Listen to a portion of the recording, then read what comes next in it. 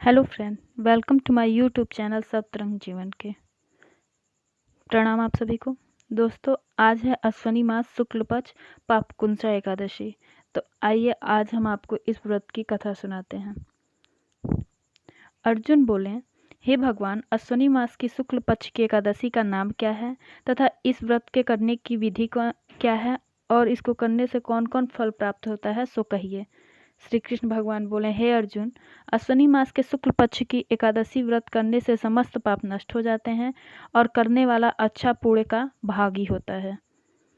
इस एकादशी के दिन मनोवांछित फल की प्राप्ति के लिए भगवान विष्णु की पूजा करनी चाहिए। इस पूजन के द्वारा मनुष्य को स्वर्ग लोक की प्राप्ति होती है। हे पार्थ, जो मनुष्य कठिन तपस्या के द्वारा फल प्राप्ति करते हैं वह फल इस एकादशी के दिन क्षीर सागर में शेष नाग पर शयन करने वाले विष्णु भगवान को नमस्कार कर देने से मिल जाता है और मनुष्य को यम के दुख नहीं भोगने पड़ते। हे अर्जुन, जो विष्णु भक्त शिव जी की निंदा करते हैं अथवा जो शिव भक्त विष्णु भगवान की निंदा करते हैं वह नरक को जाते हैं। 1000 अश्वमेघ और 100 राजसूय यज्ञ का फल इस एकादशी के फल के 16वें हिस्से के बराबर भी नहीं होता। अर्थात इस एकादशी व्रत के समान संसार में अन्य कोई व्रत नहीं है। इस एकादशी के समान विश्व में पवित्र तिथि नहीं है। जो मनुष्य एकादशी व्रत नहीं करते उन्हें पाप घेरे रहते हैं।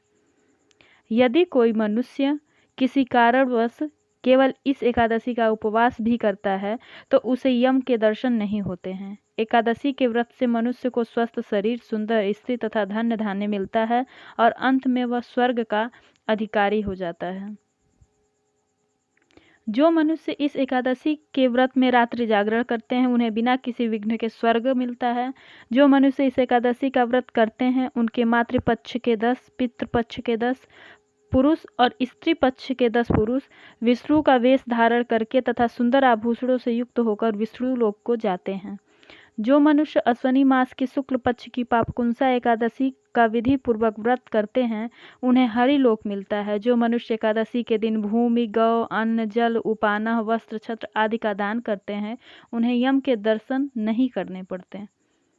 दरिद्र मनुष्य को भी यथाशक्ति कुछ दान देकर कुछ पुण्य अवश्य ही अर्जित करना चाहिए। जो मनुष्य तालाब, बगीचा, धर्मशाला, प्याऊ आदि बनवाते हैं उन्हें नरक के दुख नहीं भोगने पड़ते हैं। वह मनुष्य इस लोक में निरोगी, दीर्घायु वाले पुत्र तथा धन धान्य से पूर्ण होकर सुख भोगते हैं तथा अंत में स्वर्ग लोक को जाते हैं। उन्हें दुर्गति नहीं भोगनी पड़ती। कथासार: व्यक्ति को चाहिए कि वह पापों से बचने का दृढ़ संकल्प करे। यूं तो भगवान विष्णु का ध्यान स्मरण किसी भी रूप में सुखदायक और पापनाशक है, किंतु एकादशी के दिन भगवान का स्मरण कीर्तन सभी कलेशों व पापों का नाश कर देता है।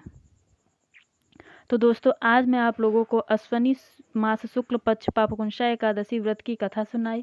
आशा करती हूँ आपको यह प्रसंग पसंद आया होगा। Thank you for watching my video on my YouTube channel. Keep smiling. मेरी और भी वीडियोस के लिए बने रहिए मेरे चैनल सप्तरंग जीवन के साथ। Please like, share and subscribe my channel. Thank you.